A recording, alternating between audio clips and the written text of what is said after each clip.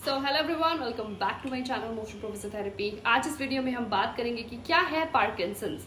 Parkinson's एक ऐसी बीमारी है जिसमें हमारे शरीर में कंपन होने लगती है, शरीर में धीमापन आने लगता है और शरीर बहुत ही ज़्यादा टाइट और अकड़ जाता है। तो अगर आपको भी यही लक्षण है तो इस वीडियो को लास्ट तक ज़रूर देखिएगा। आपके किसी परिजन को यह लक्षण है तो ये वीडियो ज़्यादा से ज़्यादा शेयर कीजिएगा और इस बीमारी के बारे में जागरूकता बढ़ाइएगा, क्योंकि पार्किंसंस ज़्यादातर लोगों को पता नहीं है क्या होता है। और शुरुआत में हमें ऐसा लगता है कि कोई आम सी बीमारी है, लेकिन बाद में पता चलता है कितनी खतरनाक है, हमारे शरीर को कितना प्रभाव करती है। तो बिना टाइम वेस्ट किए लेट्स स्टार्ट आवर वीडियो। तो सबसे पहला सवाल, पार्किंसंस क्या है। पार्किंसंस एक ऐसी बीमारी है जो हमारे दिमाग में होने वाली किसी वीकनेस के कारण होती है। तो पार्किंसन में क्या होता है कि हमारे मस्तिष्क में एक ऑर्गन होता है जिसको बेसल गैंग्लिया बोलते हैं।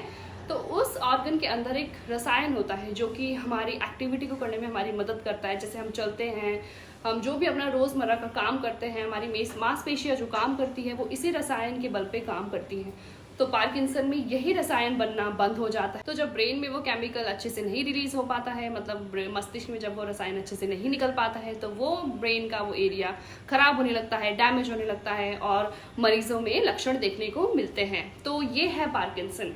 तो आइए अब जाने कि पार्किंसन का नाम पार्किंसंस कैसे पड़ा। तो एक साइंटिस्ट हुआ करते थे पहले, जेम्स पार्किंसंस। तो उन्होंने इस बीमारी की खोज की। तो उन्होंने पता लगाया कि ये जो बीमारी है ये ज़्यादातर वृद्धावस्था के लोगों में होती है, लेकिन ये सभी वृद्धावस्था के लोगों में जो इसके लक्षण थे वो पाए नहीं गए थे।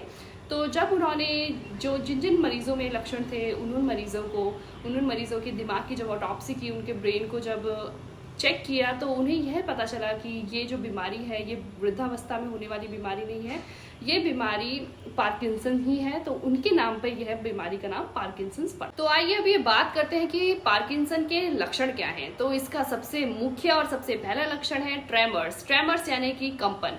पार्किंसन में हमें शुरुआत में कंपन दिखाई देता है। तो कंपन ज्यादातर आपके हाथों से इसकी शुरुआत होती है, उंगलियों से इसकी शुरुआत होती है और यह कंपन शुरुआत में धीमे धीमे गति से आता है। मतलब शुरुआत में इसकी इंटेंसिटी कम होती है, जैसे जैसे बीमारी आगे बढ़ती रहती है ये कंपन और भी ज्यादा तेज होता रहता है। और आप ये जान लें कि पार्किंसन में जो कंपन होता है वो हमेशा रेस्ट के दौरान आता है।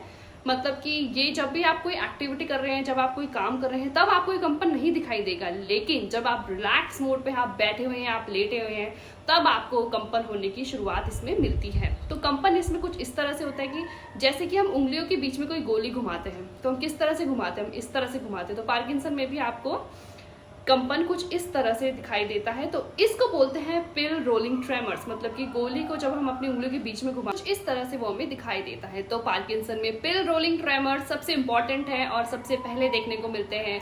उसके बाद जैसे जैसे बीमारी आगे बढ़ती रहती है वैसे वैसे पैरों में आपको कंपन दिखाई देती है। जब मरीज बैठा हुआ होता है तो उनके एक पैर कांपने लगता है, एक पैर हिलने लगता है।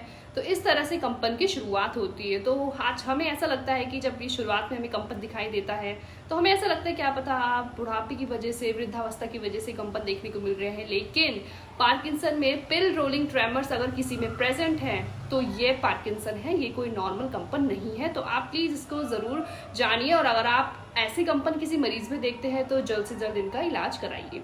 अब शुरुआत में हमने बात की ट्रेमर्स की, आइए बात करते हैं कि पार्किंसन का दूसरा लक्षण क्या है। पार्किंसन का दूसरा लक्षण है रिजिडिटी। रिजिडिटी का मतलब होता है अकड़न। पार्किंसन के मरीज में देखने को मिलता है कि जब कोई मरीज कपड़े अपने चेंज कर रहा होता है तो उसको अपने हाथों में अकड़ाहट देखने को मिलती है। मतलब कि वो अच्छे से अपने हाथों को ऊपर नहीं उठा पाते, वो अच्छे से लेट नहीं पाते, उनका शरीर कुबड़ा होने लगता है, जिससे कि बाद में उनके शरीर में और ज़्यादा अकड़ाहट आती है। तो पार्किंसन में रिजिडिटी देखने को मिलती है। रिजिडिटी का मतलब यही है कि अकड़न। पार्किंसन के पेशेंट को अकड़न के साथ साथ उन्हें चलने में भी दिक्कत आती है, वो अपने पैरों को अच्छे से नहीं उठा पाते हैं, जिसके कारण कि उनको उनमें गिरने का खतरा ज़्यादा होता है। तो पार्किंसन में रिजिडिटी देखने को मिलती है। और जब भी आप ये ध्यान दीजिएगा, जब कोई पार्किंसन के पेशेंट को, मरीज को आप हाथ ऊपर करवा रहे होंगे या उनकी कोहनी को मोड़ रहे होंगे तो आपको खुद ही एक अकड़ाहट फील होगी। मतलब एक टाइट चीज़ को जैसे जब हम मोड़ते हैं तो हमें किस तरह से फीलिंग आती है, वही पार्किंसन के पेशेंट में देखने को मिलता है। तो अब आइए बात करते हैं इसके तीसरे लक्षण के बारे में, जिसका नाम है ब्रेडीकाइनेसिया। ब्रेडी मतलब स्लो, काइनेसिया मतलब मूवमेंट। पार्किंसन के पेशेंट में उनका मूवमेंट स्लो हो जाता है। मतलब पार्किंसन के पेशेंट सोचने में वक्त लगाते हैं, बोलने में वक्त लगाते हैं, कोई भी काम को करने में वो स्लो हो जाते हैं, चलने में वो स्लो हो जाते हैं। ये इस बीमारी का मुख्य लक्षण है। आपने ये नोटिस किया होगा कि जो भी मरीज जिसको पार्किंसन पहले नहीं था, वो पहले कितने एक्टिव थे।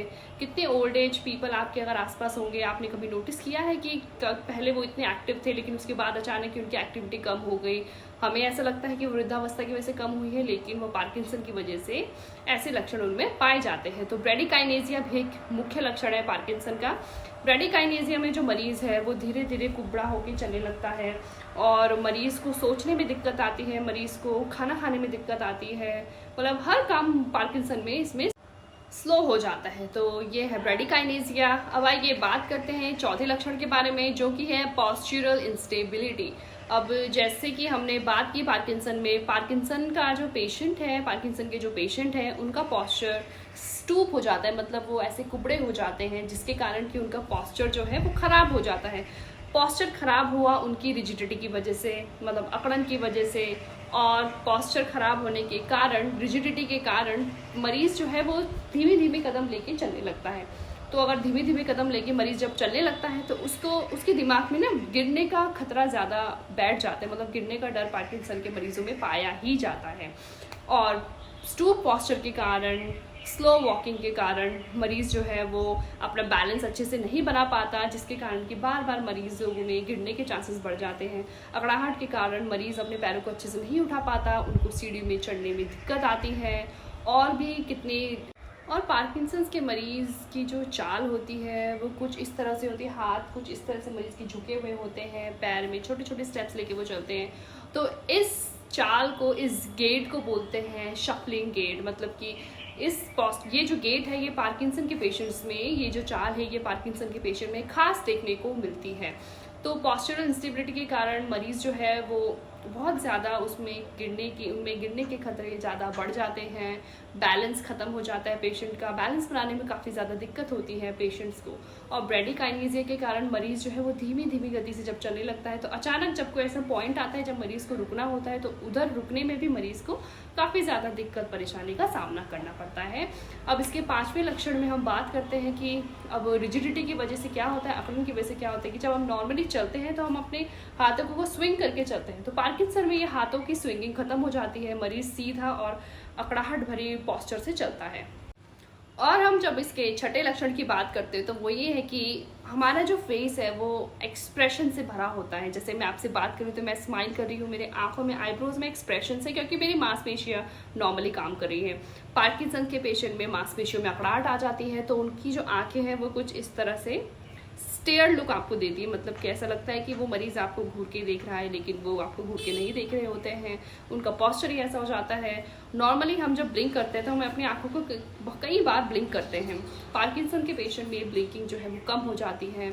और जैसे कि हम स्माइल कर रहे हैं, हम फेस में एक्सप्रेशन बनाते हैं, पार्किंसन के पेशेंट को एक्सप्रेशन बनाने में काफ़ी दिक्कत होती है, क्योंकि उनका फेस बहुत ज़्यादा अकड़ जाता है। पत्थर के जैसे पत्थर होता है, पत्थर कितना टाइट होता है, उसी हिसाब से, उसी तरह से पार्किंसन के मरीज़ के जो मांसपेशियाँ हैं उनमें टाइटनेस और अकड़न होती है।